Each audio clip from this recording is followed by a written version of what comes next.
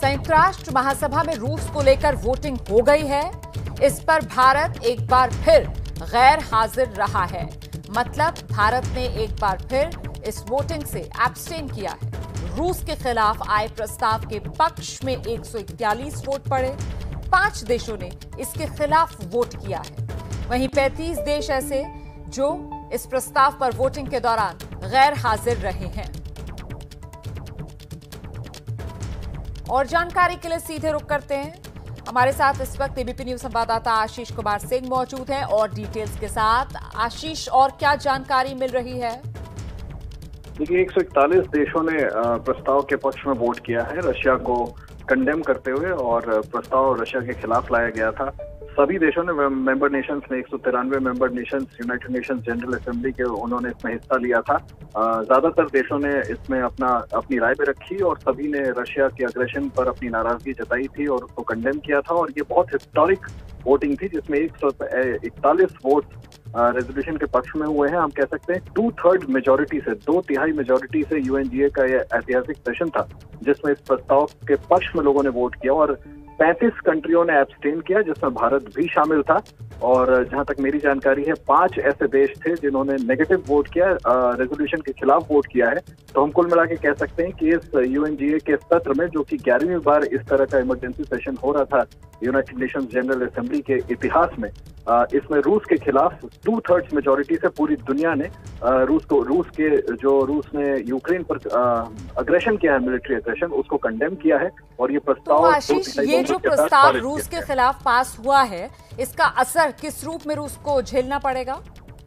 देखिए, पहले ही रूस पर यूरोपियन यूनियन हो या यूनाइटेड नेशंस हो, ये जितने भी मेंबर नेशंस थे, अमेरिका या यूरोप के, इन सबों ने बहुत सिवियर सैंक्शंस लगाए थे। और ये हाईएस्ट फोरम पे यूनाइटेड नेशंस को एक तरह से व्लादिमीर पुतिन ने चैलेंज किया था इस तरह का अग्रेशन करके। तो यूएन को एक बड़ा कड़ा संदेश देना था। और अब इसके बाद ये कम से कम तय हो जाता है कि ये 2/3 देश, कम से कम ये 141 देश ऐसे होंगे जो मिलकर साझा रणनीति के साथ रशिया पर बड़े इकोनॉमिक, आर्थिक, मिलिट्री और तमाम तरीकों के सैंक्शंस लगाएंगे, जिसके बाद रूस को ये बाध्य करने की कोशिश की जाएगी कि वो इस तरह के अपने अग्रेशन को जल्द से जल्द रोके।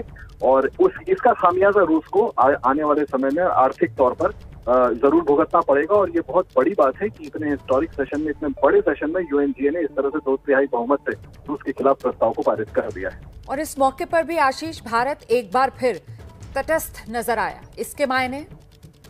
देखिए, भारत के पारंपरिक रिश्ते हैं रूस के साथ, काफी पुरानी दोस्ती है और ये माना जाता है कि ऑल वेदर फ्रेंडशिप रही है। लेकिन मैं आपको बता दूं कि इस सेशन में भी यूनाइटेड नेशन सिक्योरिटी काउंसिल की ही तरह भारत का पक्ष रखते हुए भारत के परमानेंट रिप्रेजेंटेटिव ने जो अग्रेशन किया है रूस ने, उसको कंडेम किया है, उसको रिग्रेट किया है कि जब पीस प्रोसेस की बात लगातार ये अपील भारत सरकार की तरफ से की जा रही थी। खुद प्रधानमंत्री नरेंद्र मोदी ने व्लादिमीर पुतिन से पहले भी बात की थी और आज भी बात की थी। और दोनों ही बार प्रधानमंत्री ने ये उनसे निवेदन किया था कि इमीडिएटली इस तरह के अग्रेशन को रोक दिया जाए। इसलिए भारत ने जरूर रिग्रेट किया, भारत ने इस पर खेद व्यक्त किया है।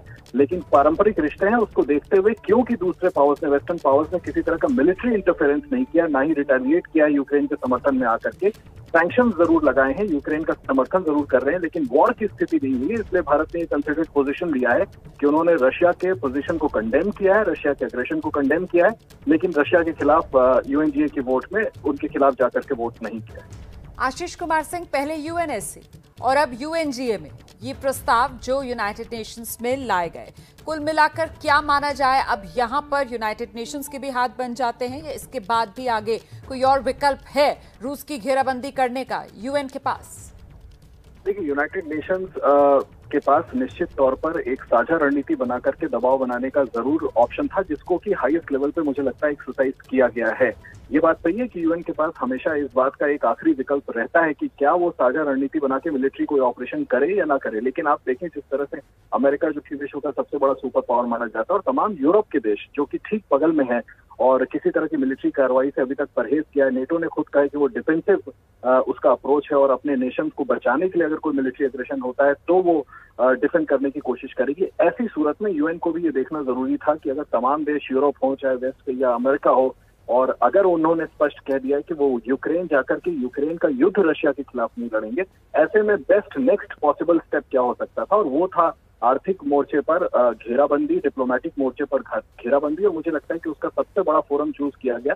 और यूनाइटेड नेशंस में जिस तरह से 2/3 बहुमत से रशिया के खिलाफ ये प्रस्ताव पारित हुआ है, 141 देशों ने, माफ कीजिएगा, इसका समर्थन किया है, तो निश्चित तौर पर आने वाले समय में रूस पर, व्लादिमीर पुतिन पर इस बात का दबाव बढ़ेगा कम से कम आने वाले दिनों में, कि वो जल्द से जल्द निगोशिएट करें यूक्रेन से और संभव हो सके तो अपने इस अग्रेशन को रोकें। बहुत बहुत शुक्रिया आशीष कुमार सिंह इस तमाम जानकारी के लिए। तो संयुक्त राष्ट्र महासभा में 2/3 बहुमत के साथ रूस के खिलाफ प्रस्ताव पास हुआ है। भारत ने एक बार फिर एब्सटेन किया है इस वोटिंग से।